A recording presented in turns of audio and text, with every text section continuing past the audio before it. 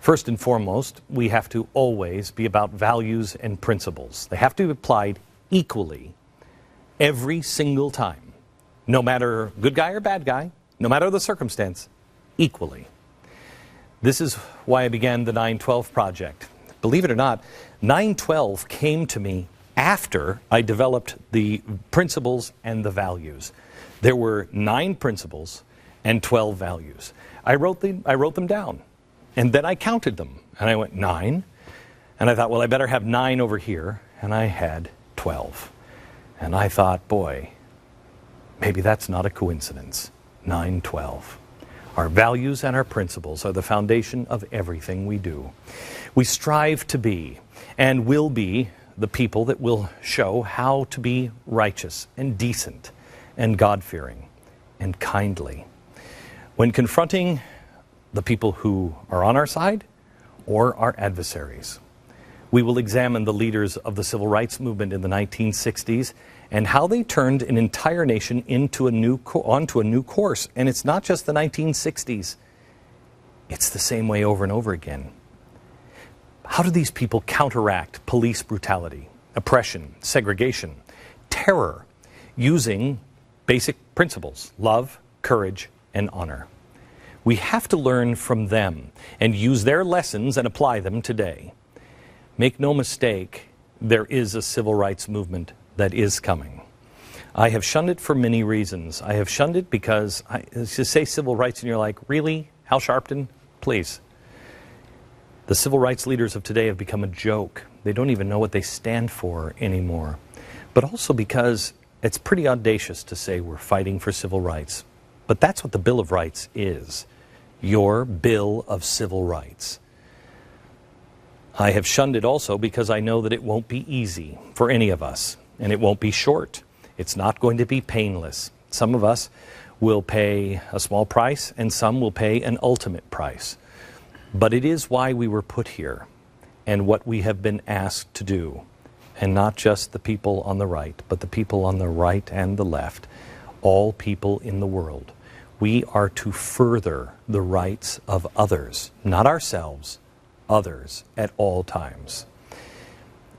It doesn't seem fair sometimes to be the one that has to bear the responsibility of carrying forth the torch of freedom, one that determines the fate of a nation or nations, while others are able to do what it is they want, paint pictures or sing songs about sex or whatever.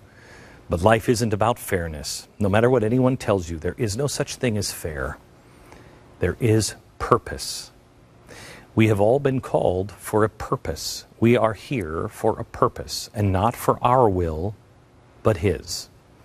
That is why He offers rest for the weary, because we are supposed to be working, not wrestling naked in the mud and smoking dope. It's not a new fight. Most believe the battle for civil rights began with MLK in the 1960s, but it actually began long before with Moses. What do you think Moses was doing when he marched to Pharaoh demanding that his people be free? It never stopped, and it never will, because man doesn't ever make progress. Men might. Man does not. Man just switches targets. But MLK and the leaders of the 1960s left gave us something.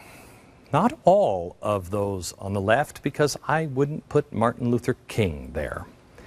They left us a blueprint. On March 7th, 1965, over 1,000 Americans began their march for freedom from Selma, Alabama. They trekked through the southern countryside over countless ridges and valleys along endless highways. Their backs were scorched by the relentless sun, literally having to sleep on sharp rocks or in the mud if necessary, while the rain drenched them in discomfort. On the way, a man was passing by. He stopped a frail African-American woman. She was 70 years old. She appeared exhausted and worn out, and he said, "Why are you walking? Don't you want to take the bus? Aren't you tired?" She said, "No, sir. My feet are tired, but my soul is rested." This was her calling, her purpose, and she knew it, along with the thousands who marched with her. They knew exactly why they were there, and if it meant their legs collapsed beneath them, they kept going on. Because just like the men on the mall in Washington, that demonstrated the same ideas. She was ready to fight, and her soul was rested and prepared for battle. She knew why she was marching. 2 weeks later, the ones who survived the march ended in Montgomery, Alabama. It was a pretty good place to end the march, because 10 years prior, in that very same city, a new chapter for freedom began. It's where Martin Luther King began the civil rights movement 10 years before. It was the first city to bring the entire community together for freedom. It began as the Montgomery bus boycott, a community united against a government who refused to recognize equal rights, not special rights, equal rights, and denied equal justice to all Americans, whether they were black or white. That needed to change. But from this struggle, so much more than a bus desegregation platform was won. It was an idea, far more powerful, a timeless truth that was rejuvenated. The idea that all men should be free, that all men can and should rule themselves. The black Americans in Montgomery believed, yes, I can. And so they took this idea and spread it across the South to once again electrify the nation and the world. They did it through civil resistance and also nonviolence. MLK said we have to be as wise as serpents, but as harmless as doves.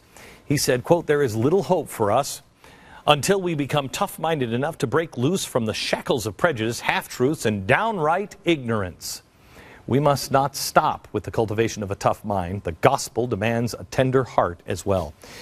We are just at the beginning. We have seen nothing that this man had seen. But you have to have a tough mind to avoid spinelessness. But it is important in this culture that you cultivate a soft heart, so we do not become cold, bitter, and detached. Over the years, I have been trying to lay the groundwork of this movement to take these steps, because I knew time would come for battle. And the time is here. And when the battle comes, we would have to be properly equipped. So what is that equipment? Well, certainly it isn't a gun. At the mall in Washington, we asserted our firm reliance on the protection of divine providence. And we mutually pledged to each other our lives, our fortunes, and our sacred honor. But at the same time, we pledged to each other that we would not be feeble-minded. We would do our homework. A year later, we went to Israel, and we made it clear. Americans are courageous, and we will resist evil when necessary. We will stand in the face of the blackest of evil. We are not afraid of the truth, nor are we ashamed to speak it. Being happy-go-lucky is nice, but it doesn't get you anywhere. MLK knew this, and so did Hitler. Hitler knew, quote, "By means of shrewd lies, unremittingly repeated, it is possible to make people believe that heaven is hell and hell is heaven. The greater the lie, the more readily it will be believed." This is what our government and our media is doing right now.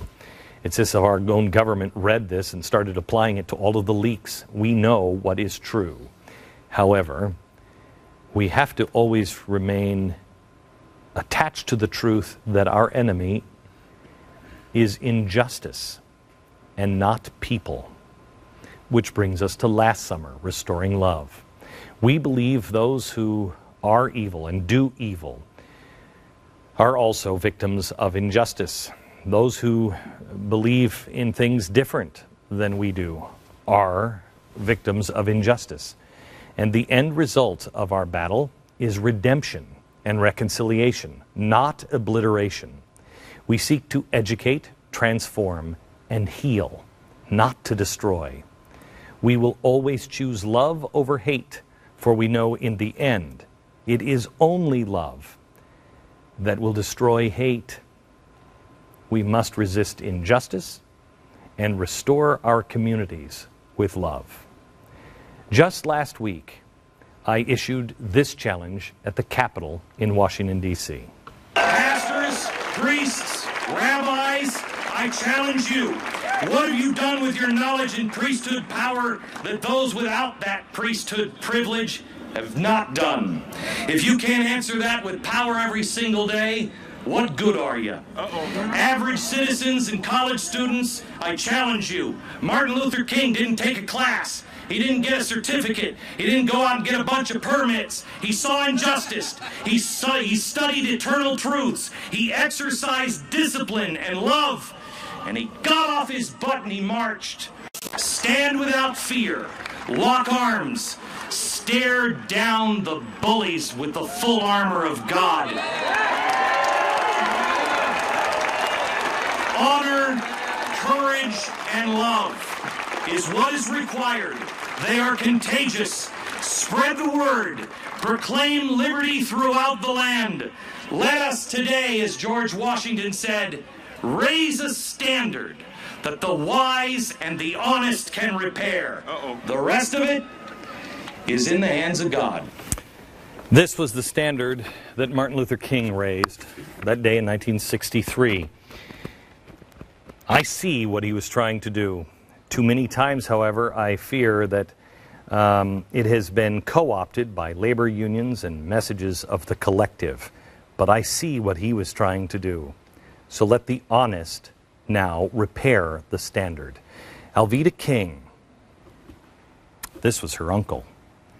She's here with us, and she's going to teach that piece of paper and the 6 steps that MLK taught that we all must now do and activate in our life. We must not waste this summer on the beach. We must use this summer to prepare, because fall is a comin', and so is justice.